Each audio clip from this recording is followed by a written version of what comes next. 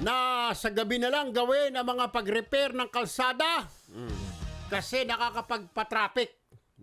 Yan ay para hindi nga makapagdagdag sa pagsisikip ng traffic. Dapat matagal lang ginagawa ko.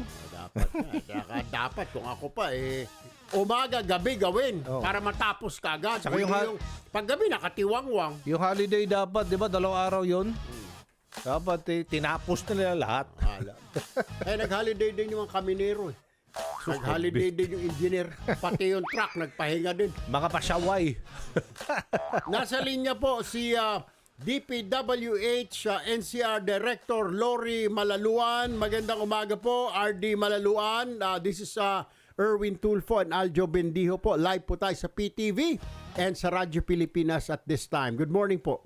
RD, good morning. Magandang umaga po kong Erwin Tulfo at kay Sir Aljo. Okay. Morning. Ng Punto Asintado at sa lahat po ng inyong taga-subaybay. Naibaba na po ba itong directive sa inyo ni DPWH Secretary Bonoan na gusto ng Pangulo gabi na lamang gumawa ng mga road repairs? And my next question is, ito ba applicable lang sa NCR o sa buong Pilipinas na?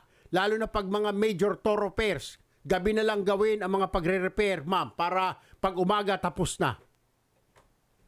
Kahapon po magkasama kami ni Secretary Bonoan po at umattend nga kami nung summit po patungkol po sa traffic dito sa Metro Manila. Aha. At isa nga pong naiutos sa atin ay magsagawa ng mga pagawain dito sa Calakhang, Manila kung pwede po sa gabi. Sa ngayon po, dun sa mga major roads po natin tulad ng EDSA at sa iba po, kami po ay humihingi ng permiso sa MMDA at usually po, nabibigyan ng pagkakataong magawa tuwing weekends po mula Friday ng gabi ng alas 10 hanggang sa madaling araw po ng Lunes. Doon po natin na isasagawa yung ating mga trabaho po sa major routes. Doon naman po sa utos ng ating Pangulo, kasama na po dito yung mga construction works. Sa ay wala namang problema ito. Ang isa lang po natin tinitignan ay yung mga daan natin, yung mga secondary at tertiary roads po na malapit po sa mga residential. Kasi po baka magdulot ng ingay sa gabi at hindi po sila makatulog. Ang siguro, pagkaintindi ko ma'am, on major thoroughfares lang, huwag naman sa mga residential area. I believe pag major thoroughfares, kailangan ho talaga like EDSA, Commonwealth, mga C5. Yan ho talaga magdudulot ho ng traffic pag tayo ho ay gumawa dyan ng not disorders, kundi yung rush hours pa. Yan ho medyo mahirap, engineer. Kaya nga po kami nakikoordinate po sa MMDA at sila po ang nagbibigay sa amin ng oras kung kailan po kami magtrabaho. Usually nga po ito ay sa gabi po talaga ginagawa. Okay, panghuli na lang nakatanungan ma'am before I turn you over to my partner Aljo Bendijo. Bakit po sa ibang bansa napakabilis ho nila mag-repair ng kalsada? It takes like 24 hours or 12 hours. I have been a witness to this, Engineer Malaluan, sa Japan or sa Hong Kong o sa Singapore. Malapit sa hotel ho namin, may ginawang kalsada, banda hong alas, I think, 8 o'clock ng gabi. 4 a.m. ho, tapos na. Inaspalto yung kalsada, 4 a.m. tapos na ho. Parang ganong kabilis. Mahaba-haba ho ang stretch, higit 1 kilometro ho. Pero dito ho sa atin, iiwanan, maglalagay ng mga caution, road repair, etc. Tumatagal. Hindi ba natin kaya ng ating mga kontraktor na gawin the same 12 hours at least, o tops 48 hours, ma'am? Actually po, ang isa pong inaano natin yung mag 24/7 po sila. Yun. At yung schedule po nila ay gawin nila kung 3 team po yung ginagawa nila. Pero ang isa pong sa pag kinumpara po kasi natin sa ibang bansa, mas advanced na po talaga yung technology nila. At ganun din po yung kanilang mga equipment ay mas mahuhusay na po kumpara dito sa mga ginagamit natin sa ating bansa. At medyo mas malaki po, mas mataas ang amount po nung kanilang mga pagawain po. sa ibang bansa. Pero ma'am, correct me if I'm wrong, billions din po naman ang ginagasta ho natin. At saka kung sila ho ay contractor, dapat dito pa lang po sa pagsiselect ng mga contractors natin, dapat stringent na ho at mahigpit na tayo. Capable ka ba? Dapat isa po tinitignan natin dyan eh. Capable ka ba ang gumawa ng 24/7 na project? Do you have enough personnel? Eh ang problema mo, nabali-balita ko po, gusto rin tumipid ni contractor, kaya ganon. Minsan nasa substandard pa. Ha? At anyway, ma'am, so kailan ho mag-uumpisa ito? Iasap po ba ito yung kalsada gabi na lang gawin, repair sa mga major thoroughfares natin, RD Malaluan? Opo, kino-coordinate na po namin sa ating mga contractors. Imi-meet po natin sila at Ay. sa mga district engineers po natin. Aha. Nagkaroon na po tayo ng advisory po para nga matugunan itong panawagan ng ating Pangulo. Bakit hindi pwedeng i-espalto na lang lahat ng kalsada? Putol-putulong asfalto. Dapat ho, pag yan ay nailatag ng semento, lagyan ho ng asfalto yan. Tama ho ba? Opo, katulad nung nasabi po kahapon dun sa summit ng aming secretary, tulad po sa EDSA, nagkakaroon po tayo ng reblocking at ang JICA po ay pinag-aaralan ang total rehabilitation ng EDSA. Ito po ay ang paglalagay ng asfalto nga para maging smooth po yung surface ng kabuuan ng EDSA. Sige. Pero alam mo, panghuli na lamang pahabol ko lang katanungan. You agree with me, ma'am, ang isa solution dyan dahil hindi naman tayo pwede mag-expand na dahil puno na ng mga bahay, building.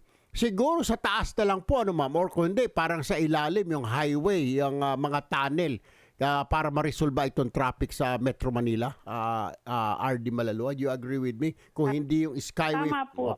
from one place to another or mga tunnel parang sa abroad, RD Malaluan. Tama po yun. Kaya nga po, bukod dun sa mga ginawa natin, mga skyway, mga connectors, Opo. may ginagawa din pong subway dyan sa EDSA po. Opo. At ito po ay sinimula na ng DOTR. Ano ho ang operating hours ba nito? Would you happen to know? Hindi ko po Hindi masyadong pa. kabisado. Alright. DOTR po ang may Okay. hawak. Alright. Okay. Engineer Lori Malaluan, Regional Director ng NCR. Maraming salamat, ma'am. Magandang umaga po. Maraming salamat po at mabuhay kayo. Si Director Noemi Resio naman ng MMDA, kung makakausap natin. Director, magandang umaga. Ay, magandang umaga po, sir. Opo. Si Kong Erwin Tulfo, Aha. nandito, at saka this is Aljo Bendijo. Director, Kong, ikaw naman. Ay, magandang umaga po. Okay. Director, siguro nasa summit ba kayo kahapon or naibaba na yung instruction sa inyo ng Pangulo? Gabi na lang daw gawin ng mga repair ng kalsada para hindi abala sa mga motorista natin, sir? Yes, sir. Tama po yun. Kaya lang po, may mga roadworks po tayo na hindi uubra na gawin lang sa gabi. Like po yung mga malalaking proyekto ng gobyerno, yung ating mga MRT-7, Common Station, C5 Southlink, Southeast Metro Manila Hindi, Expressway. sir. Repair, sir. subway. Sir, repair. Pag-repair po, sir. Opo. Yes, sir. Actually, yung repair po, pag kukuha po ng clearance sa amin si DPWH, ang binibigay lang po namin talaga is gabi lang gagawin, except po yung mga reblocking, katulad po ng EDSA, C5, yung mga main roads, yung pong reblocking, pinagbibigyan ng MMDA, pero ano po yan, Friday night bubungkalin, tapos kailangan po passable siya ng Monday morning kasi hindi po kayang gawin ng isang gabi lang. So naka-open po yan, sisemento nila, may curing period, so by Monday morning, kailangan passable. Ito pong nagdaan na long weekend, very long weekend, pinagbigyan ni chairman ng dire-diretso from Friday night hanggang kaninang umaga kasi nga po less ang traffic, kailangan din po namang i-repair yung ating i-maintain yung ating mga kalsada kasi kung hindi, mas babagal ang takbo ng traffic kapag marami tayong mga baku-bakong kalsada. Yun. Ma'am Noemi, ang isa pa hong katanungan natin dyan ay bakit po parang pagkagaya ho nito sa EDSA, ito ng video natin, parang 4 na bloke lang. Aabutin pa ng ilang araw, kaya namang sa ibang bansa, kaya ho ito ng 4 na oras lamang po, di po Isang ba? araw kaagad. Isang araw, tapos Half na, isang gabi lang ito. Isang From buwan. 8 to 8, 12 hours tapos na ho kagad ito. Bakit po sa atin, ma'am, tumatagal? Ano bang problema daw kaya? Sana nga po ganun ang mangyari. Kaso ang gumagawa nga po ng project is ang DPWH. And hindi lang po DP, sir, ha? Marami po tayong mga naghukay sa kalsada katulad ng water concessionaire, Manila Water, Maynilad, Telcos, Otro Globe, din yan. Smart, PLDT, dito. So, Nako. hindi lang po taga DPWH ang naghukay tsaka taga DOTR. Marami po talagang naghukay sa ating mga kakalsadahan na nagiging problema talaga po sa traffic. Pero, siyempre, kailangan po talaga no pain, no gain. Kailangan pagbigyan kasi kung hindi, lalong magiging problema ang ating mga kalsada kasi pa hindi ma-maintain. Ang problema ko lamang dyan, Direktora Resio, ay yung mga kababayan natin nabubuisit kasi sisimentohin ng PLDT, bubugkalin ng MWSS, sisimentohin ng MWSS, titira na naman si Dito Communication, tatakpan na naman, bubungkalin naman ng DPWH dahil bako-bako na raw.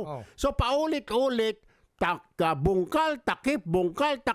Kaya nabubuisit, maging si Senator Bato de la Rosa, sabi, ang ayos sa kalsada, bakit niyo binungkal? Yung pala, ang unang bumungkal, yung sa telepono, tinakpan, tubig naman, binungkal din. Pwede, kailangan naman palang, bungkalin lang pareho, ba't nila sinagsabay-sabay ng trabaho? Tama. Bungkal yung telepono, bungkal yung tubig.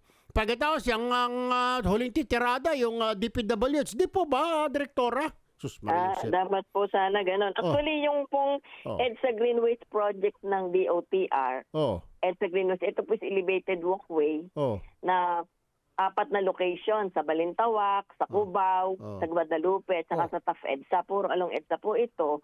Ang inuna po nila, siyempre yung location ng mga nasa ilalim ng yung mga paglalagyan nila ng mga columns nila, may mga inirelocate silang drainage, linya ng tubig. So, inisa-isa po nila kasi hindi po pwedeng pagsabay-sabayin dahil wala na akong matadaanan ang ating mga kababayan. So, kumbaga, one by one inayos yan with MMDA para in such a way na hindi ganun katindi ang magiging abala sa traffic kasi pag pinagsabay-sabay po, halos wala na pong madadaanan sa EDSA. Kaya, na-regulate po ni MMDA. Ongoing po yun ngayon. Ilang kilometro yun, Direktora? Mahaba po yun. Actually, hindi po dire-diretso siya, sir, ha? Kumbaga, intermittent, opo. Balintawak, may may elevated walkway sila, mahabang gagawin. Tatawid siya sa expressway sa ilalim. Bonifacio, dire-diretso po doon sa may Ayala. Ang isa naman po, dito sa may Cubao, yung mula doon sa may EDSA Cubao, dire-diretso hanggang doon sa may MRT station. Yung isa naman po dito sa Guadalupe, ganun din po, mahaba. Para yung mga tao hindi na maglakad sa ilalim, sa taas na lang sila saka may maglalakad. canopy. Opo. May bubong. Maganda yan. Po, maganda po. World class po yung world class po yung kanilang doon, yung kanilang perspective na ipiniresent sa MMDA. Maganda yan. Naka-aircon ba? Kaya lang habang ginagawa po, yun nga po, problema po habang ginagawa. So, panghuling katanungan, ito katanungan po ng aming kaibigan na si Vic Lima. Si Vic. Vic Lima, nakikinig. Isa rin nga broadcaster sa kabilang istasyon. May mga ginagawa pa ro ba na mga repair dyan ngayon sa EDSA, Direktora? Kasi dadaan daw siya mamaya. Baka matraffic ko siya. Baka busway na lang siya. Para agahan na lang daw niya. Vic, wag sa busway, ha? Wag sa busway. Mahuli ka. Actually, yung pong ginawa nung nitong long weekend na to, 14 projects ng DPWH. Iba-ibang location po ito, hindi lang po sa EDSA. Natapos po nilang lahat kasi alam niyo naman po, ang nangyari nung holiday na pinenalize na MMDA yung isang kontraktor na hindi naka-comply, siyempre takot po silang mabigyan ng multa. Kaya tinapos po nila, passable na po lahat ng ginawa nila. Except may 2 po tayo doon sa may Ross Boulevard, yung rampa po, kailangan pong i-repair, hindi po yung reblocking, ibang klase po ng construction ang gagawin. Yung po ay napagbigyan na for 3 weeks, yung rampa po ng paakyat ng EDSA Ross Flyover, and yung pavement rehabilitation po ng DPWH along Ross Boulevard, northbound from Vito Cruz to PM Calaw, pwede naman po yun. Hindi kaya ng reblocking na ibang klase po yung methodology kasi mas makapal po yung sementong ginagawa doon dahil yung po ay daanan ng mga truck. Okay. So yun po is dire-diretso Sige ang po. gawa for 3 months. Okay, sige po. So yung po all others natapos po naman sa oras. Ay, salamat po. Direktora Noemi Recio ng Traffic Engineering Center, MMDA. Thank you po for your time. Maraming Thank you po. salamat po and magandang umaga po ulit.